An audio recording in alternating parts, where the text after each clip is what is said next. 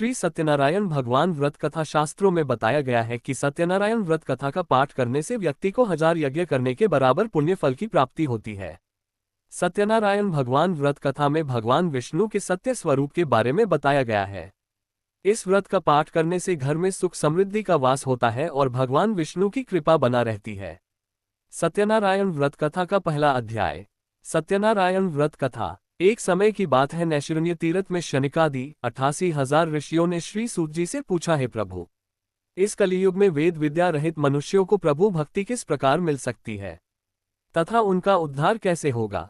हे मुनि श्रेष्ठ, कोई ऐसा तप बताए जिससे थोड़े समय में ही पुण्य मिले और मनवांछित फल भी मिल जाए। इस प्रकार की कथा सुनने की हम इच्छा रखते हैं।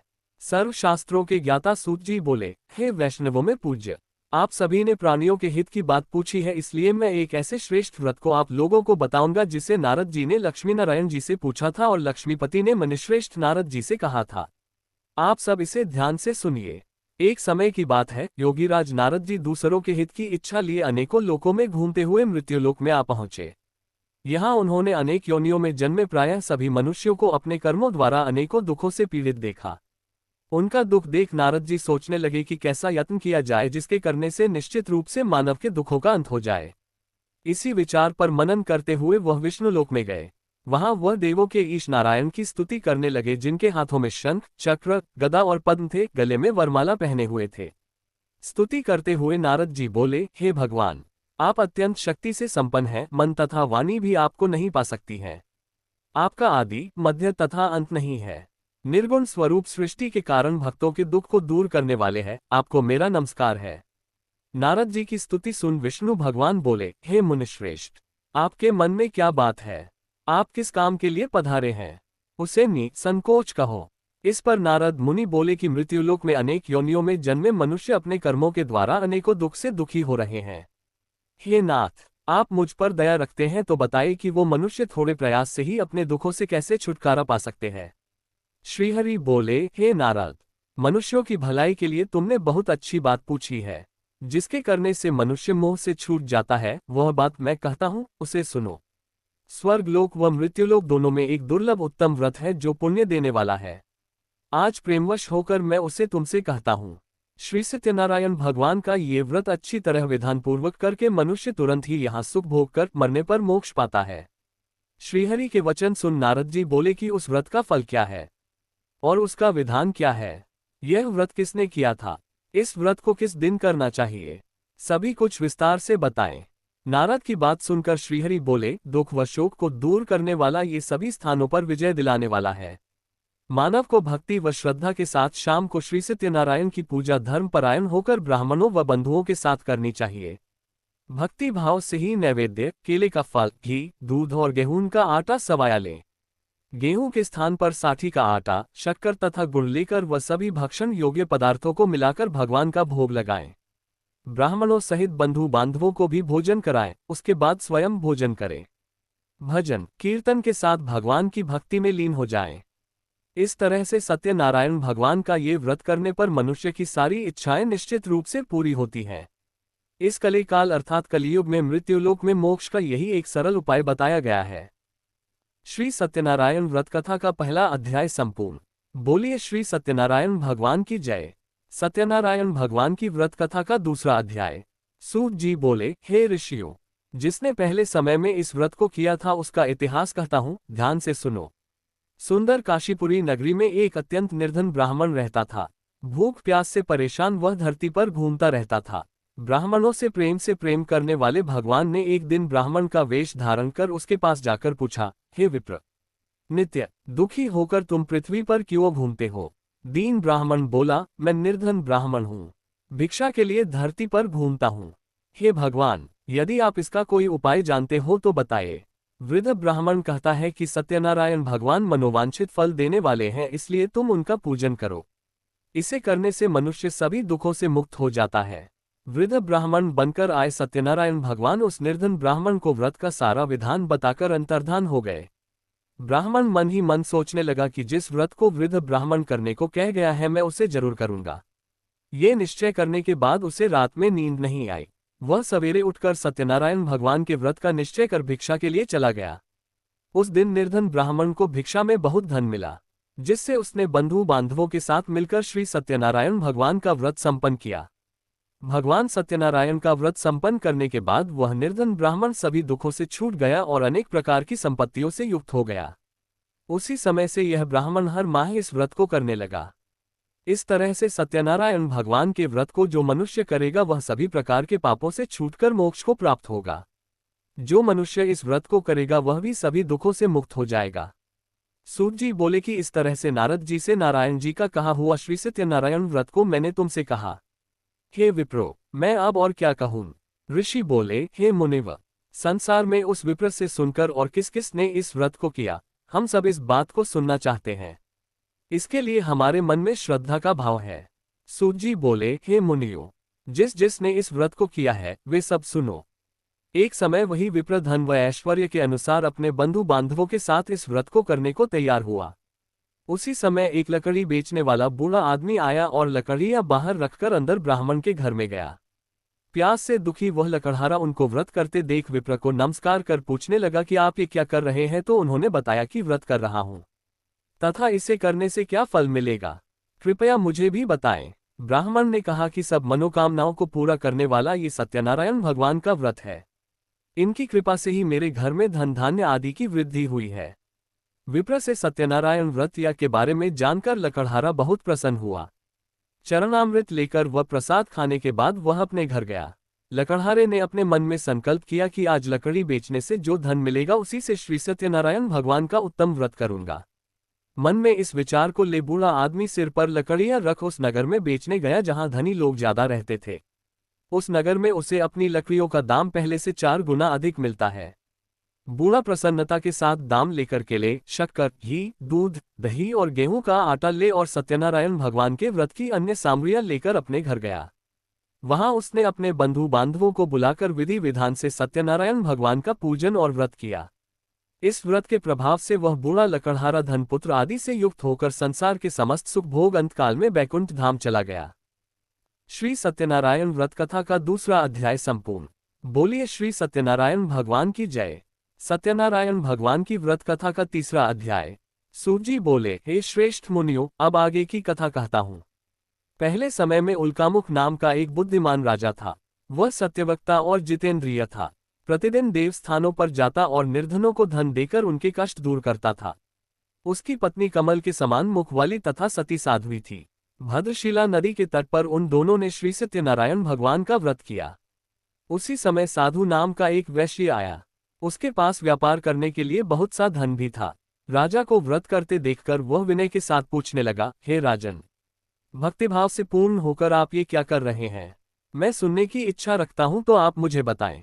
राजा बोला, हे साधु, अपने बंधु बांधवों के साथ पुत्रादि की प्राप्ति के लिए एक महाशक्तिमान श्री सत्यनारायण भगवान का व्रत व पूजन कर रहा हूं। राजा के वचन सुन साधु आदर से बोला, हे राजन, मुझे इस व्रत का सारा विधान कहिए। आपके कथनानुसार मैं भी इस व्रत को करूंगा। मेरी भी संतान नहीं है और इस व्रत को करने से निश्चित रूप से मुझे संतान की प्राप्ति होगी। राजा से व्रत का सारा विधान सुन व्यापार से निवृत्त हो वह अपने घर गया। साधु वैश्य ने अपनी पत्नी को संतान देने वाले इस व्रत का वर्णन कह सुनाया और कहा कि जब मेरी संतान होगी तब मैं इस व्रत को करूंगा। साधु ने इस तरह के वचन अपनी पत्नी लीलावती से कहे। एक दिन लीलावती पति के साथ आनंदित हो सांसारिक धर्म में प्रवृत्त होकर सत्यनारायण भगवान की कृपा से गर्भवती हो गई। 10वें महीने में उसके गर्भ से एक सुंदर कन्या ने जन्म लिया। दिनों दिन वह ऐसे बढ़ने लगी जैसे कि शुक्ल पक्ष का चंद्रमा बढ़ता है। माता पिता ने अपनी कन्या का नाम कलावती रखा। एक दिन लीलावती ने मीठे शब्दों में अपने पति को याद दिलाया कि आपने सत्यनारायण भगवान के जिस व्रत को करने का संकल्प किया था उसे करने का समय आ गया है, आप इस व्रत को करिए। साधु बोला कि हे प्रिय, इस व्रत को मैं उसके विवाह पर करूंगा। इस प्रकार अपनी पत्नी को आश्वासन देकर वह नगर को चला गया। कलावती पिता के घर में रह वृद्धि को प्राप्त हो गई। साधु ने एक बार नगर में अपनी कन्या को सखियों के साथ देखा तो तुरंत ही दूत को बुलाया और कहा कि मेरी कन्या के योग्य वर देख कर आओ। साधु की बात सुनकर दूत कंचन नगर में पहुंचा और वहां देखभाल कर लड़की के सुयोग्य वानिक पुत्र को ले आया। सुयोग्य लड़के को देख साधु ने बंधु बांधवों को बुलाकर अपनी पुत्री का विवाह कर दिया। लेकिन दुर्भाग्य की बात यह कि साधु ने अभी भी श्री सत्यनारायण भगवान का व्रत नहीं किया। इस पर श्री भगवान क्रोधित हो गए और श्राप दिया कि साधु को अत्यधिक दुख मिले। अपने कार्य में कुशल साधु बनिया जमाई को लेकर समुद्र के पास स्थित होकर रत्नासारपुर नगर में गया। वहां जाकर दामाद ससुर दोनों मिलकर चंद्रकेतु राजा के नगर में व्यापार करने लगे। एक दिन भगवान सत्यनारायण की माया से एक चोर राजा का धन चुराकर भाग रहा था। उसने राजा के सिपाहियों को अपना पीछा करते देख चुराया हुआ धन वहां रख दिया जहां साधु अपने जमाई के साथ ठहरा हुआ था। राजा के सिपाहियों ने साधु वैश्य के पास राजा का धन पड़ा देखा तो वह ससुर जमाई दोनों को बांधकर प्रसन्नता से राजा के पास ले गए और कहा कि उन दोनों चोरों हम पकड़ लाए हैं, आप आगे की कार्यवाही की आज्ञा दें। राजा की आज्ञा से उन दोनों को कठिन कारावास में डाल दिया गया और उनका सारा धन भी उनसे छीन लिया गया। श्री सत्यनारायण भगवान से श्राप से साधु की पत्नी भी बहुत दुखी हुई। घर में जो धन रखा था उसे चोर चुरा ले गए। शारीरिक तथा मानसिक पीड़ा व भूख प्यास से अति दुखी हो अन्न की चिंता में कलावती के ब्राह्मण के घर गई। वहां उसने श्री सत्यनारायण भगवान का व्रत होते देखा, फिर कथा भी सुनी। वह प्रसाद ग्रहण कर वह रात को घर वापस आए। माता के कलावती से पूछा कि हे पुत्री, अब तक तुम कहाँ थी? तेरे मन में क्या है?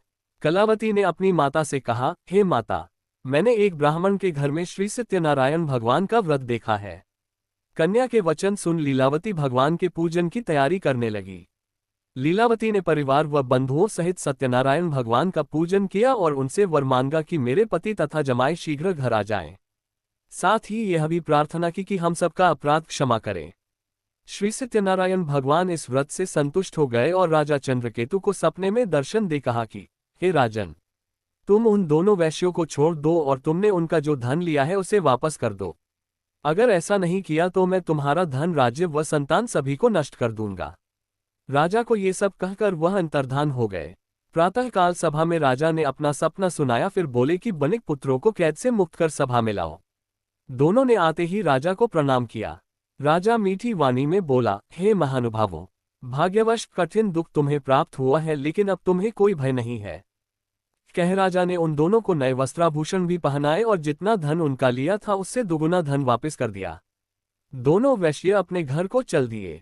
श्री सत्यनारायण व्रत कथा का 3रा अध्याय संपूर्ण। बोलिए श्री सत्यनारायण भगवान की जय। सत्यनारायण भगवान की व्रत कथा का 4था अध्याय। सूत जी बोले, वैश्य ने मंगलाचार कर अपनी यात्रा आरंभ की और अपने नगर की ओर चल दिए। उनके थोड़ी दूर जाने पर एक दंडी वेशधारी श्री सत्यनारायण ने उनसे पूछा, हे साधु, तेरी नाव में क्या है? अभिमानी वणिक हंसता हुआ बोला, हे दंडी, आप क्यों पूछते हो? क्या धन लेने की इच्छा है? मेरी नाव में तो बेल व पत्ते भरे हुए हैं। वैश्य के कठोर वचन सुन भगवान बोले, तुम्हारा वचन सत्य हो। दंडी ऐसे वचन कह वहां से दूर चले गए। कुछ दूर जाकर समुद्र के किनारे बैठ गए। दंडी के जाने के बाद साधु वैश्य ने नित्य क्रिया के पश्चात नाव को ऊंची उठते देखकर अचंभा माना और नाव में बेलपत्ते आदि देख वह मूर्छित हो जमीन पर गिर पड़ा। मूर्छा खुलने पर वह अत्यंत शोक में डूब गया। तब उसका दामाद बोला कि आप शोक न मनाएं, ये दंडी का शाप है, इसलिए हमें उनकी शरण में जाना चाहिए, तभी हमारी मनोकामना पूरी होगी।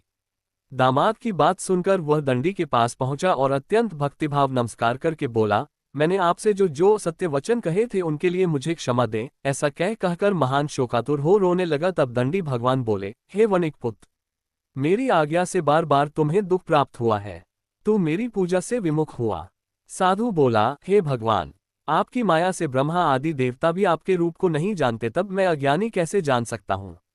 आप प्रसन्न होइए, अब मैं सामर्थ्य के अनुसार आपकी पूजा करूंगा। मेरी रक्षा करो और पहले के समान नौक में धन भर दो। साधु वैश्य के भक्तिपूर्वक वचन सुनकर भगवान प्रसन्न हो गए और उसकी इच्छानुसार वरदान देकर अंतर्धान हो गए। ससुर जमाई जब नाव पर आए तो नाव धन से भरी हुई थी। फिर वहीं अपने अन्य साथियों के साथ सत्यनारायण भगवान का पूजन कर अपने नगर को चल दिए। जब नगर के नजदीक पहुंचे तो दूत को घर पर खबर करने के लिए भेज दिया। दूत साधु की पत्नी को प्रणाम कर कहता है कि मालिक अपने दामाद सहित नगर के निकट आ गए हैं। दूत की बात सुन साधु की पत्नी लीलावती ने बड़े हर्ष के साथ सत्यनारायण भगवान का पूजन कर अपनी पुत्री कलावती से कहा कि मैं अपने पति के दर्शन को जाती हूँ, तू कार्य पूर्ण कर शीघ्र आ जा। माता के वचन सुन कलावती जल्दी में प्रसाद छोड़ अपने पति के पास चली गई। प्रसाद की अवज्ञा के कारण श्री सत्यनारायण भगवान रुष्ट हो गए और नाव सहित उसके पति को पानी में डुबो दिया। कलावती अपने पति को वहां न पाकर रोती हुई जमीन पर गिर गई। नौक को डूबा हुआ देख व कन्या को रोता देख साधु दुखी होकर बोला कि हे प्रभु, मुझसे तथा मेरे परिवार से जो भूल हुई है उसे क्षमा करें। साधु के दीन वचन सुनकर श्री सत्यनारायण भगवान प्रसन्न हो गए और आकाशवाणी हुई, हे साधु, तेरी कन्या मेरे प्रसाद को छोड़कर आई है, इसलिए उसका पति अदृश्य हो गया है। यदि वह घर जाकर प्रसाद खाकर लौटती है तो इसे इसका पति अवश्य मिलेगा। ऐसी आकाशवाणी सुन कलावती घर पहुंचकर प्रसाद खाती है और फिर आकर अपने पति के दर्शन करती है। उसके बाद साधु अपने बंधु बांधवों सहित श्री सत्यनारायण भगवान का विधि विधान से पूजन करता है। इस लोक का सुख भोग वह अंत में स्वर्ग जाता है। श्री सत्यनारायण व्रत कथा का चौथा अध्याय संपूर्ण। बोलिए श्री सत्यनारायण भगवान की जय। सत्यनारायण भगवान की व्रत कथा का 5वां अध्याय। सूत जी बोले, हे ऋषियों, मैं और भी एक कथा सुनाता हूँ, उसे भी ध्यानपूर्वक सुनो। प्रजापालन में लीन तुंगध्वज नाम का एक राजा था। उसने भी भगवान का प्रसाद त्याग कर बहुत ही दुख सहन किया। एक बार वन में जाकर वन्य पशुओं को मारकर वह बढ़ के पेड़ के नीचे आया। वहां उसने ग्वालों को भक्ति भाव से अपने बंधुओं सहित सत्यनारायण भगवान का पूजन करते देखा। अभिमानवश राजा ने उन्हें देखकर भी पूजा स्थान में नहीं गया और न ही उसने भगवान को नमस्कार किया। ग्वालों ने राजा को प्रसाद दिया, लेकिन उसने वह प्रसाद नहीं खाया और प्रसाद को वहीं छोड़ वह अपने नगर को चला गया।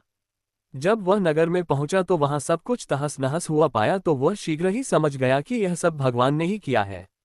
वह दोबारा ग्वालों के पास पहुंचा और विधि पूर्वक पूजा करके प्रसाद खाया तो श्री सत्यनारायण भगवान की कृपा से सब कुछ पहले जैसा हो गया। दीर्घ काल तक सुख भोगने के बाद मरणोपरांत उससे स्वर्गलोक की प्राप्ति हुई। जो मनुष्य परम दुर्लभ इस व्रत को करेगा तो भगवान सत्यनारायण की अनुकंपा से उसे धन धान्य की प्राप्ति होगी। निर्धन धनी हो जाता है और भयमुक्त हो जीवन जीता है। संतानहीन मनुष्य को संतान सुख मिलता है और सारे मनोरथ पूर्ण होने पर मानव अंतकाल में बैकुंठ धाम को जाता है। सूत जी बोले, जिन्होंने पहले इस व्रत को किया है अब उनके दूसरे जन्म की कथा कहता हूँ। वृद्ध शतानंद ब्राह्मण ने सुदामा का जन्म लेकर मोक्ष की प्राप्ति की। लकड़हारे ने अगले जन्म में निषाद बनकर मोक्ष प्राप्त किया। उल्कामुख नाम का राजा दशरथ होकर बैकुंठ को गए। साधु नाम के वैश्य ने मूर्ध्वज बनकर अपने पुत्र को आरे से चीरकर मोक्ष पाया। महाराज तुंगध्वज ने स्वयंभू होकर भगवान में भक्ति युक्त होकर कर मोक्ष पाया। श्री सत्यनारायण व्रत कथा का 5वां अध्याय संपूर्ण। बोलिए श्री सत्यनारायण भगवान की जय।